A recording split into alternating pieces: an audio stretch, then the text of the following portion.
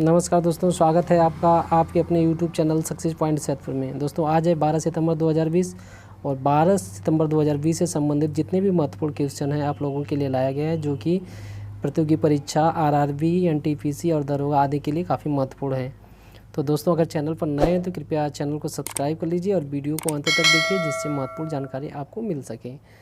इसी के साथ चलते हैं दोस्तों आज के पहले प्रश्न पर। तो आज का हमारा पहला प्रश्न है, किस देश ने चीनी नागरिकों के लिए वीज़ा नियमों को सख्त किया है? इस प्रश्न के 4 विकल्प हैं। पहला दक्षिण कोरिया, दूसरा जापान, तीसरा भारत और चौथा अमेरिका। तो इसमें जो आपका तीसरा विकल्प है भारत, वो सही है। तो भारत गृह मंत्रालय ने व्यापार वीज़ा देने के अपने नए दिशा निर्देशों में चीन नागरिकों के लिए विशिष्ट प्रावधान पेश किए हैं, जिसमें विदेशी क्षेत्रीय पंजीकरण कार्यालय को रिपोर्ट करना शामिल है। गृह मंत्रालय कोविड-19 महामारी के कारण यात्रा प्रतिबंधों के कारण वीज़ा नियमों को सख्त बनाया है। दोस्तों चलते हैं अगले प्रश्न पर। तो आज का अगला प्रश्न है, किसने मत्स्य संपदा योजना लॉन्च किया है?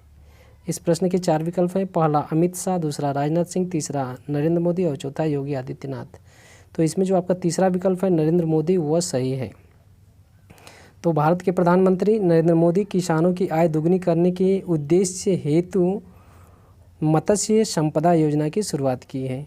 इस योजना में सरकार मत्स्य पालन क्षेत्र एवं निर्यात को बढ़ावा देगी। इसके लिए प्रधानमंत्री स्वयं सहायता से जुड़े महिलाओं एवं किसानों से बात की। प्रधानमंत्री मत्स्य संपदा योजना को बढ़ावा देने हेतु 5 वर्षों में 20,050 करोड़ रुपए खर्च किए जाएंगे।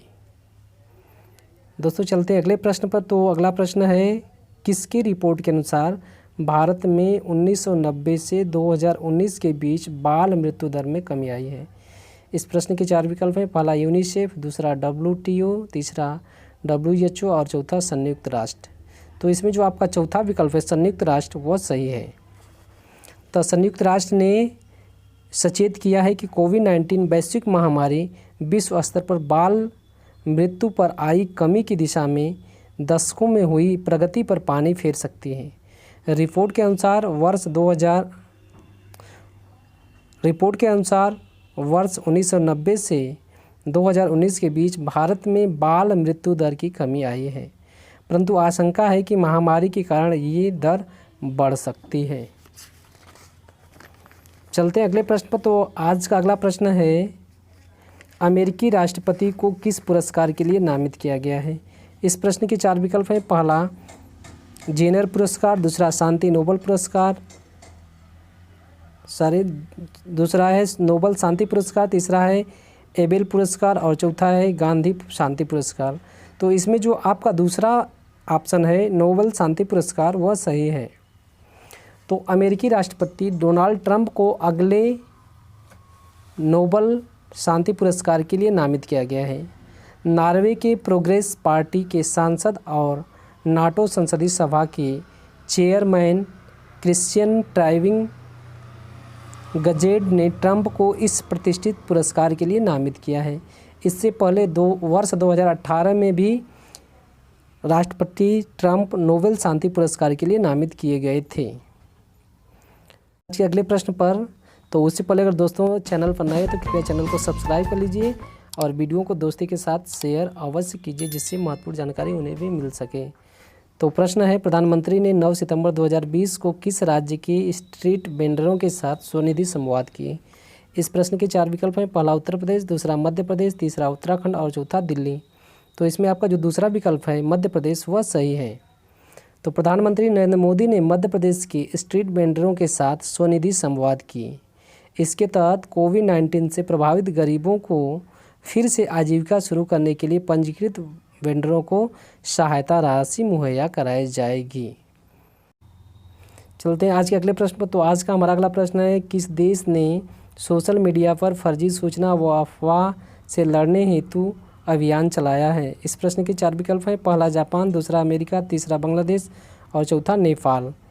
तो इसमें जो आपका तीसरा विकल्प है बांग्लादेश, वह सही है।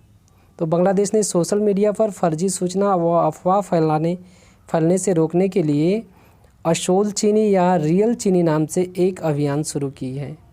सूचना संचार प्रौद्योगिकी विभाग की डिजिटल सुरक्षा एजेंसी और बांग्लादेश कंप्यूटर काउंसिल LICTC परियोजना संयुक्त रूप से 3 महीने में देश में जागरूकता उत्पन्न करेगी और इसके लिए डिजिटल प्लेटफॉर्म दरबार 21 ORG बनाया गया है। चलते हैं आज के अगले प्रश्न पर। तो आज का अगला प्रश्न है, केंद्र सरकार ने 5 वर्षों में सूक्ष्म सिंचाई के अंतर्गत कितने लाख हेक्टेयर भूमि कवर करने का लक्ष्य रखा है। इस प्रश्न के 4 विकल्प हैं। पहला 50 लाख हेक्टेयर, दूसरा 70 लाख हेक्टेयर और तीसरा 90 लाख हेक्टेयर और चौथा है 100 लाख हेक्टेयर। तो इसमें जो आपका चौथा विकल्प है 100 लाख हेक्टेयर वह सही है। तो त्रिपुरा ने केंद्र सरकार ने 5 वर्षों में सूक्ष्म सिंचाई के अंतर्गत 100 लाख हेक्टेयर भूमि पर कवर करने का लक्ष्य रखा है। कृषि में जल उपयोग दक्षता बढ़ाने के लिए सूक्ष्म सिंचाई कवरेज पर कृषि मंत्री नरेंद्र सिंह तोमर ने एक वेबिनार आयोजित किए। अब चलते हैं अगले प्रश्न पर। तो अगला प्रश्न है, कौन सा क्रिकेट खिलाड़ी ICC T20 बल्लेबाजी रैंकिंग में पहले स्थान पर है। इसके लिए 4 विकल्प हैं। पहला डेविड मलान, दूसरा बाबर आजम, तीसरा एरोन फिंच और चौथा है KL राहुल। तो इसमें जो आपका पहला विकल्प है डेविड मलान वह सही है।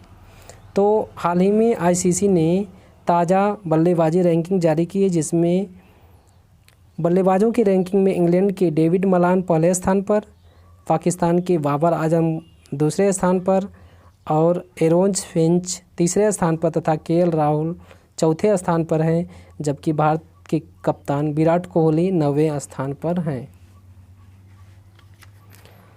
चलते हैं आज के अगले प्रश्न। तो आज का हमारा अगला प्रश्न है, भारत का कौन सा क्रिकेटर प्रथम श्रेणी मैच खेलने के लिए संन्यास तोड़ने के लिए BCCI को पत्र लिखा है।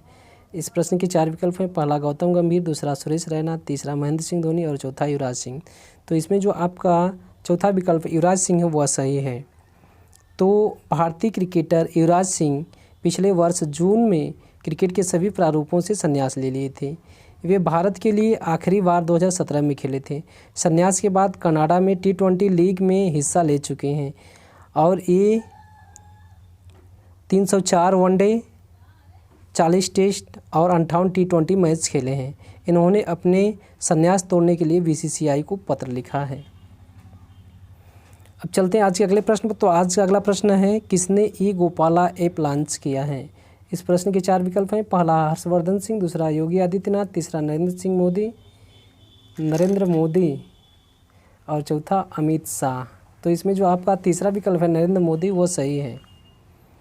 तो प्रधानमंत्री नरेंद्र मोदी ने किसानों की मदद के लिए ई-गोपाला ऐप लॉन्च किए।